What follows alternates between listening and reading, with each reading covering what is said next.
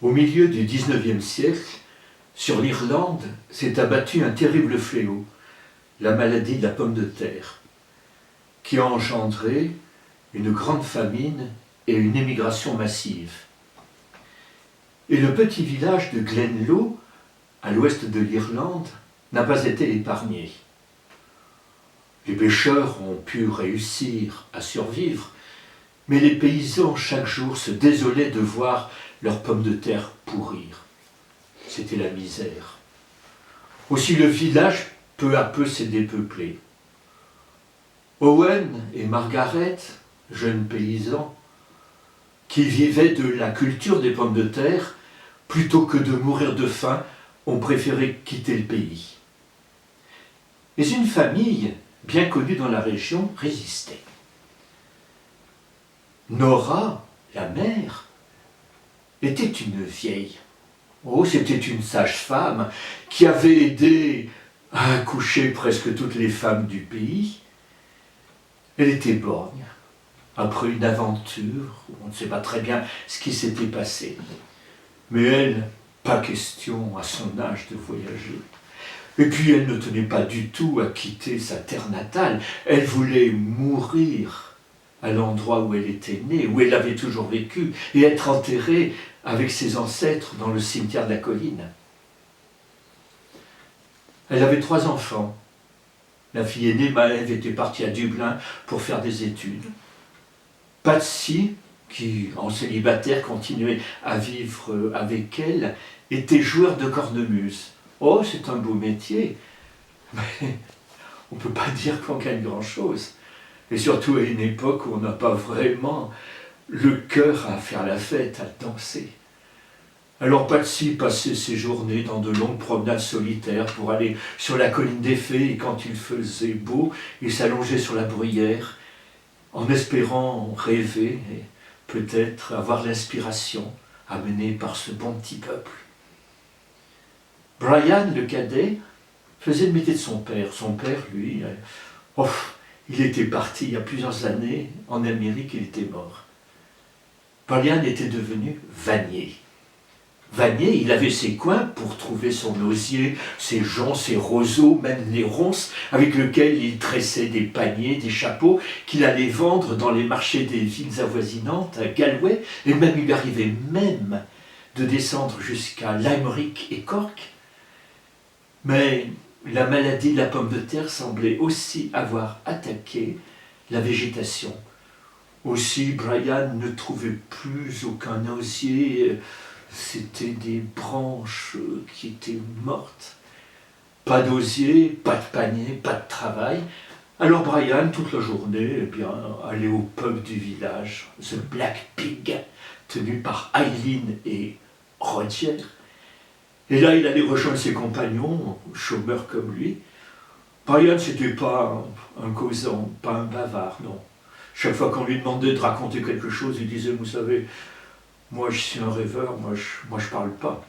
Par contre, il aimait écouter. Il écoutait ce que les gens disaient dans le pub. Oh, c'était surtout des confidences de leur malheur. Il écoutait aussi cette chanson qui avait fait déjà le tour du pays, qui parlait de la maladie de la pomme de terre.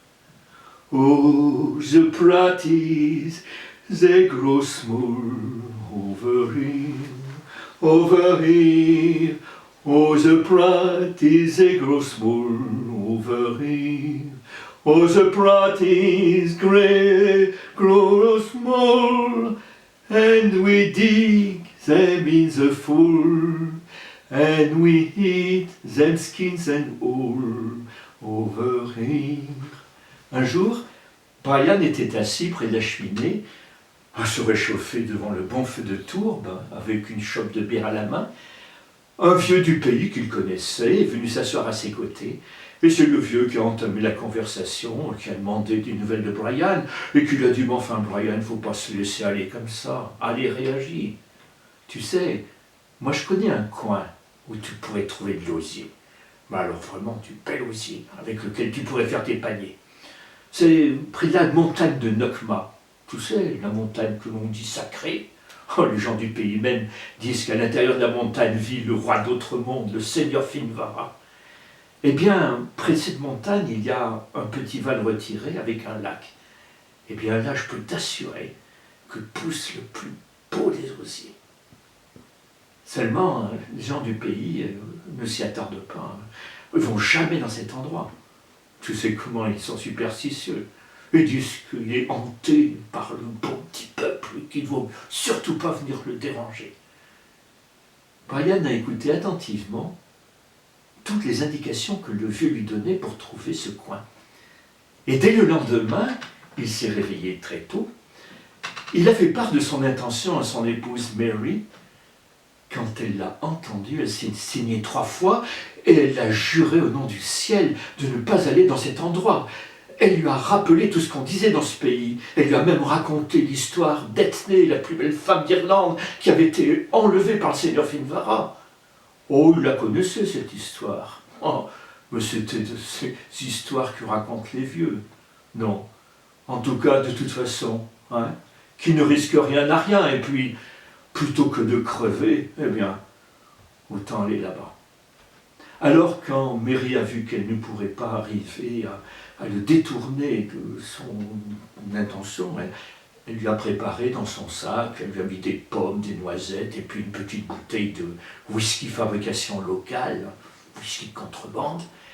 Et puis il a pris sa faucille, il a pris la corde, et le voilà parti. Elle l'a regardé depuis le seuil, en se signant à nouveau et en le bénissant au nom de la Vierge et de Saint Patrick. Il est monté par la petite ruelle, il est sorti du village, il est passé à côté du cimetière de la colline, il est descendu jusqu'au bord de la rivière, la Blackwater, il a franchi le pont, et là il a marché toute la matinée. Oh, il faisait un temps assez agréable, il y avait même un peu de soleil, il y avait quelques nuages. En tout cas, il ne pleuvrait pas. Et là, il a marché pendant plusieurs heures, il est arrivé au pied de la montagne Nokma, il est passé à travers un petit bois de noisetiers, il a écarté des broussailles et il a trouvé l'endroit que lui avait indiqué le vieux. C'était un petit val qui était ensoleillé, et puis il y avait le lac avec 4 cygnes blancs qui nageaient sur ses eaux. Et tout autour du lac, il y avait des buissons d'osier magnifiques. Alors Brian, avec sa faucille, toute la fin de la matinée, il a travaillé, et bientôt il a fait une magnifique botte d'osier qu'il a encordée. Il a posé cette botte par terre, il s'est allongé, il a grignoté quelques noisettes, il a mordu dans une pomme, il a posé sa tête contre son fagot et il s'est endormi.